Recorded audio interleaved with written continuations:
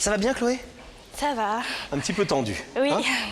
C'est normal, ça va passer, vous allez voir. Alors, de quel pays êtes-vous originaire, Chloé? De la Corée du Sud. La Corée du Sud. Je suis née à Séoul. Et vous avez été Adoptée. adoptée Avec mon frère et ma sœur.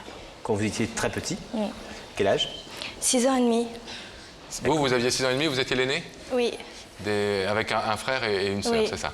Et comment s'est passée votre arrivée dans cette famille adoptive? À 6 ans et demi, pour un enfant qui arrive dans un grand pays où on peut faire plein de choses. Et en plus, moi, j'ai vécu 6 ans et demi là, en Corée, que j'ai connu ma vraie mère, parce que je l'ai connue. Et accepter qu'une autre personne prenne la place de la maman, pour un enfant, c'est dur. C'est dur, et puis on ne sait pas où on va mettre les pieds. C'est fait que, avec tout ce problème-là, mon côté personnel, ça me bloquait au niveau de la communication, de la compréhension entre mère et fille, déjà qui est difficile. Et voilà, c'était difficile. Alors on va retracer un petit peu cette histoire, on va voir effectivement que ça n'a pas été facile d'accepter l'adoption, une nouvelle culture, une nouvelle vie, et que petit à petit vous êtes devenue une adolescente rebelle et vous avez considéré celle qui avait remplacé votre mère comme une étrangère. Francine et Alain se marient en 1970. Ils s'aiment et veulent fonder une grande famille. Qu'importe si Francine ne met pas ses enfants au monde, le monde peut lui offrir. Il y en a tant sans famille. Alors le 21 octobre 1985 entrent dans leur vie 3 petits Coréens, Chloé, Pernel et Xavier. Ils ont adopté des enfants du bout du monde pour les entourer de tout leur amour. Ce jeune couple se retrouve alors avec ses enfants d'Asie et la vie change. Francine devient maman, Alain devient papa, on ne sait plus où donner de la tête. On se retrouve submergé pour un plus grand bonheur. Un bonheur qui se compte sur les doigts d'une main, ce bonheur à 5. On lit dans les yeux de Francine et Alain la joie d'être parents, d'avoir une maison remplie d'enfants. Une famille, une vraie. Enfin, ils sont comblés.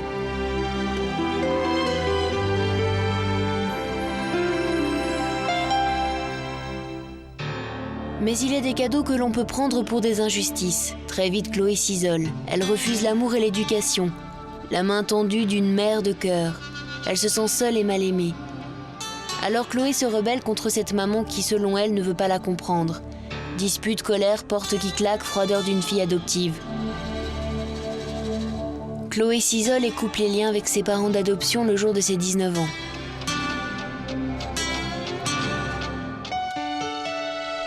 Aujourd'hui, Chloé a 23 ans. Elle a une petite fille et sa maternité lui a fait prendre conscience de tous les efforts que doit faire une maman pour être à la hauteur. Depuis des mois, elle se retrouve à l'occasion des visites de cette petite fille à sa grand-mère. On dépose l'enfant, on le reprend, mais jamais on ne se parle. Chloé ne le supporte plus et c'est à présent qu'une mère, ce n'est pas qu'un don génétique, c'est un don de soi. Ce soir, elle veut lui demander pardon pour ne pas avoir compris plus tôt et lui dire merci pour tout cet amour. C'est bien résumé? C'est fort. Ça va? C'est votre petite fille qui vous a... Hein? Elle est très jolie, elle s'appelle Miley. En deux mots. M-A-Y. Et ça veut dire fleur de mai en thaïlandais. Fleur de mai. Pour votre frère et pour votre sœur, l'adoption s'est plutôt bien passée.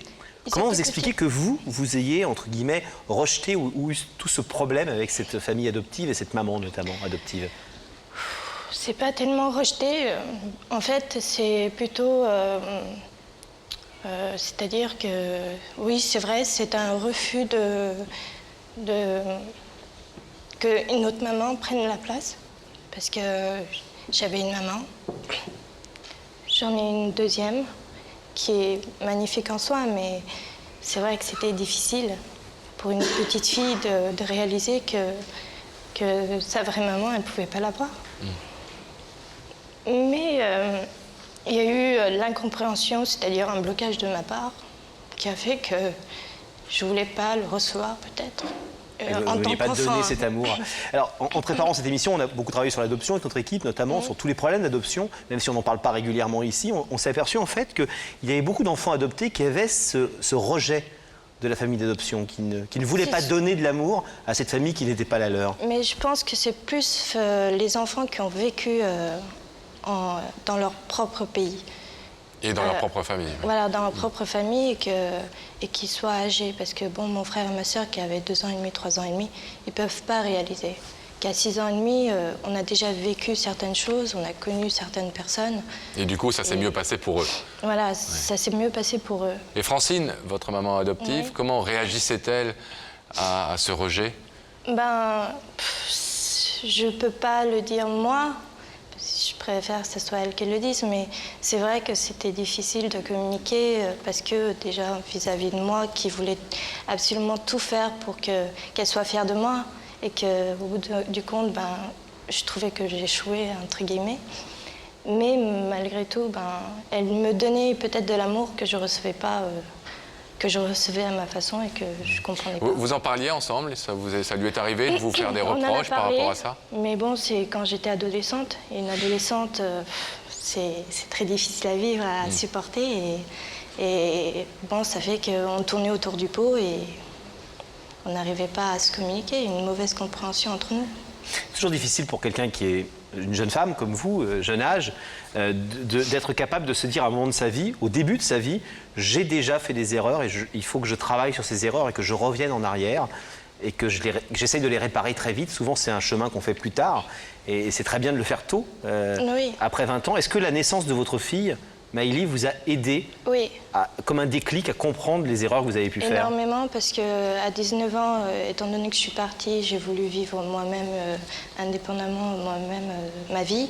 Et j'ai eu Maëlie. Elle a été présente, ma mère, quand même, pour ça. Et j'ai compris ce que ça voulait dire d'avoir un enfant, les responsabilités, le courage et puis la disponibilité d'une mère pour un tout petit bébé. Et même pour un enfant, hein, parce que je suis animatrice, étant donné que je travaille tout le temps avec des enfants.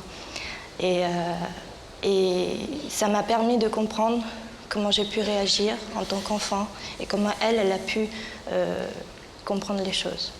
Quelles sont vos relations avec elle aujourd'hui? Mes relations avec elle, c'est grâce à ma fille. Je vois tout l'amour qu'elle porte pour ma fille, c'est fabuleux. Mais entre vous deux, ça reste un peu froid, un peu... C'est-à-dire qu'on discute, on parle. Je sais qu'elle serait toujours là pour moi, mais il y a un manque. C'est-à-dire il faut crever l'abcès entre nous, ce qui s'est passé avant. Donc c'est un merci et un pardon Voilà, ce soir. un merci et un pardon. Oui. Chloé, vous nous avez donc demandé d'inviter Francine à venir sur ce plateau et je ne vais pas vous étonner en vous disant que Rebecca est allée en personne lui porter l'invitation. Bonjour, aujourd'hui je suis à Fours, dans l'Isère. Si ce village s'appelle Fours, c'est parce qu'une tradition voulait qu'à la Saint-Blaise, chaque famille fasse son pain et se l'échange pour se porter bonheur. Moi j'ai un petit porte-bonheur pour vous, que voilà. Alors moi je vais voir Francine, non pas pour lui remettre ce pain, mais cette invitation. Francine est une femme généreuse et qui a du caractère. Et pour cause, c'est l'aînée d'une famille de 14 enfants.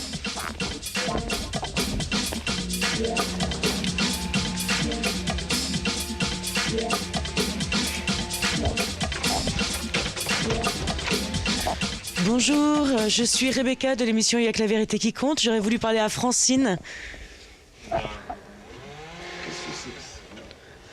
Bonjour, je suis Rebecca, vous êtes Francine? Oui, c'est ça, oui. Permettez-moi de vous remettre cette invitation, en espérant vous retrouver dès lundi sur notre plateau. Merci beaucoup. Merci. Ah. C'est votre frère Oui, c'est mon petit frère. C'est le dernier. Et est-ce qu'elle se doute depuis qu'elle a reçu l'invitation? J'imagine que ça a parlé dans la famille. Elle m'a appelée, oui. Et elle se doute de qui peut la faire venir? Je sais pas. Je sais pas. Peut-être en me connaissant, peut-être. Mais je sais pas. Vous vous attendez à quelle réaction de sa part, si elle a répondu à l'invitation? C'est une femme qui aime pas les photos, qui aime pas les caméras. Elle est pudique au niveau de se montrer à la télé ou même se montrer sur une photo. Alors j'ai vraiment eu peur. J'ai peur même. J'ai peur qu'elle soit pas là. Ah, vous pensez qu'elle a pu ne pas venir? On va Oui. le savoir dans quelques instants. Nous-mêmes, nous ne le savons pas. C'est Rebecca qui va nous dire dans quelques minutes. Mais vous avez peur qu'elle Oui. ait décidé de ne pas venir pour ne pas passer à la télé? Oui. Ce qui est tout à fait son droit, bien sûr. Ouais. Eh bien, on va le savoir tout de suite si elle a répondu à cette invitation. Chloé, restez ici tranquillement. Et puis, avec Laurent, nous allons rétablir le contact avec Rebecca. Rebecca, Oui, vous n'avez pas mangé tout le pain de four? mais presque tout le pain. J'avoue, mais discrètement. Alors, est-ce que vous êtes seul dans la loge ou est-ce que pour notre plus grand plaisir, vous seriez accompagné? Je suis accompagnée de Francine. Francine, bonsoir. Bonsoir, Rebecca. Francine, quand je suis venue vous apporter l'invitation, vous m'avez dit que vous étiez prête à tout pour savoir qui vous invitait sur ce plateau. Oui, donc j'ai beaucoup questionné, mais finalement, j'ai pensé à différentes personnes, mais je ne sais pas qui c'est. Et puis la surprise peut être agréable parfois. J'espère qu'elle sera agréable, la surprise. Alors je vais vous demander de vous lever. Vous allez suivre Sam et la vérité est au bout du couloir.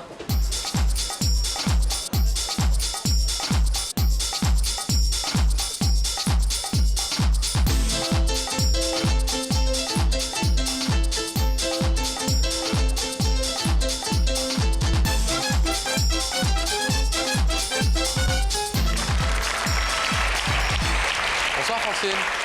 Bonsoir. Vous allez bien? Ça va, oui. Merci d'être avec nous. Bonsoir madame. Asseyez-vous là.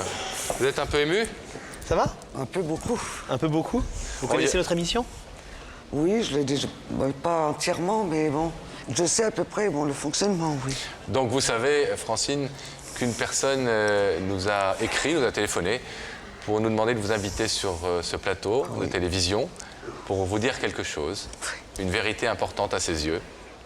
Est-ce que vous avez une idée sur la nature de cette personne? J'ai beaucoup cherché, mais... Vous avez beaucoup enquêté? J'ai enquêté, mais pas trop, parce que bon... Si, j'ai quand même posé des questions. Il paraît que j'ai beaucoup enquiquiné ma famille, quoi. Ah oui. Mais c'est tout. Mais je sais pas qui c'est, là. Alors, pour essayer de progresser un tout petit peu vers cette vérité, je vais vous demander de regarder cet écran de télévision et on va vous donner un indice. Francine, est-ce que tu crois qu'on peut aimer sans être aimé?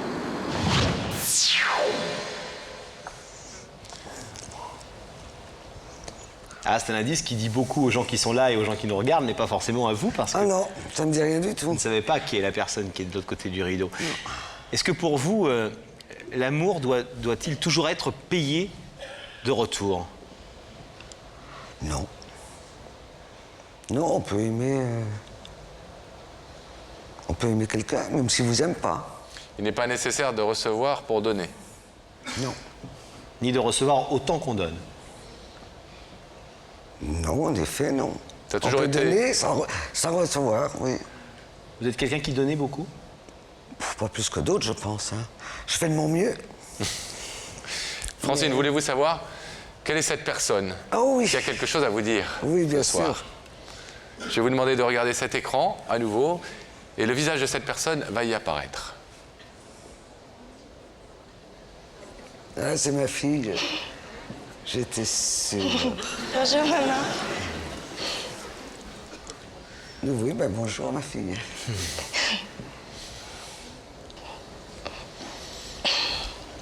Est-ce que vous voulez savoir ce que votre fille Oui, bien sûr. a à vous dire ce soir qui nécessite qu'elle vous fasse venir à la télévision Oui, bien sûr, oui. pour vous en parler comme un Ben besoin? oui, parce qu'on se voit quand même très souvent. Pour vous en parler comme un besoin devant tout le monde. Oui? Maman, je suis impressionnée que tu sois là. Parce que c'est vrai que c'est pas facile. Hein. Non, c'est vraiment pas mon truc. Elle nous a dit ça, oui, Mais Chloé. je voulais te dire, je suis contente. Avant tout, je voulais dire que je t'aime. Je te l'ai jamais dit en face, mais je t'aime de tout mon cœur. Depuis que j'ai Maëlie, j'ai compris beaucoup de choses. J'ai compris que d'élever un enfant, c'était difficile. Qu'il pouvait y avoir beaucoup de choses qui font qu'il y ait des problèmes dans la vie. Et tu sais de quoi je parle. Et j'ai réalisé que c'était important que je te dise que je comprenais tout ce que tu as vécu et tout ce que je t'ai fait subir. Et en fait, je suis là pour te dire que je t'aime énormément et que je voudrais qu'on oublie tout ça, qu'on oublie tout ce qu'on a vécu. Parce qu'avec Maëlie, c'est fabuleux. Je vois l'amour que tu donnes à cette petite fille qui est à nous. Et je suis aussi là pour rendre hommage. Hommage à toi et à papa de nous avoir adoptés, tous les trois. Parce que ma reine m'avait dit que vous vouliez adopter, que vous aviez deux filles à adopter et qu'on vous a dit qu'il y avait un troisième, un petit garçon, que vous n'avez pas hésité à dire oui, que vous nous avez pris tous les trois de la même famille et que ce geste, il est vraiment fabuleux, vraiment fabuleux.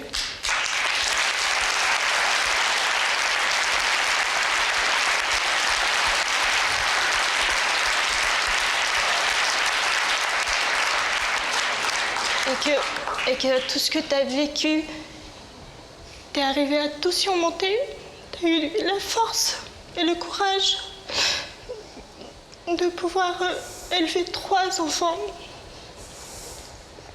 Voilà, je t'aime.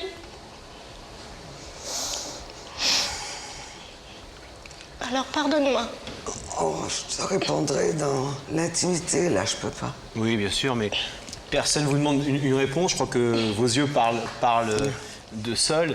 Elle nous disait tout à l'heure, votre fille, qu'elle ne s'était pas toujours très bien comportée, qu'elle avait claqué la porte à 19 ans et qu'elle avait fait un travail depuis assez longtemps sur la difficulté pour un enfant adopté d'accepter sa famille d'accueil et l'injustice que parfois l'arrachement à sa propre famille peut constituer.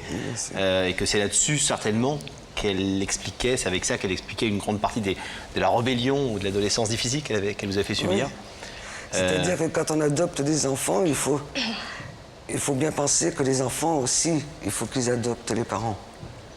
Oui. Donc ce n'est pas... c'est très juste. Ce n'est pas évident. En plus, Chloé est arrivée en France, elle était plus âgée. Donc elle avait déjà un vécu là-bas. Vous avez toujours, vous, essayé de comprendre ces moments de rébellion et le fait que c'était plus difficile avec elle qu'avec les plus jeunes? Oui, on essaye de comprendre, on essaye de parler, mais bon, c'est pas toujours évident parce que y a la souffrance des deux côtés qui fait que les mots sont mal compris ou un mot ne veut pas dire la même chose pour l'un que pour l'autre, quoi. C'est toujours le problème de la communication, quoi. Bien sûr. Donc il peut être aussi plus difficile. Mais ne m'en veux pas, maman. Mais non, je ne t'en veux pas. Mais... Je voulais que ça soit que du bonheur, que de te retrouver et de non, te mais dire... ce n'est pas... Je t'en veux pas. Mais bon... Vous n'êtes pas des plus à l'aise sous ces projets. projets. Bon, alors, allez. On va donc pas vous faire endurer un supplice plus long. Francine, on va vous permettre, si vous le voulez bien, en vous mettant debout et en rejoignant Chloé, Venez. le rideau va s'ouvrir.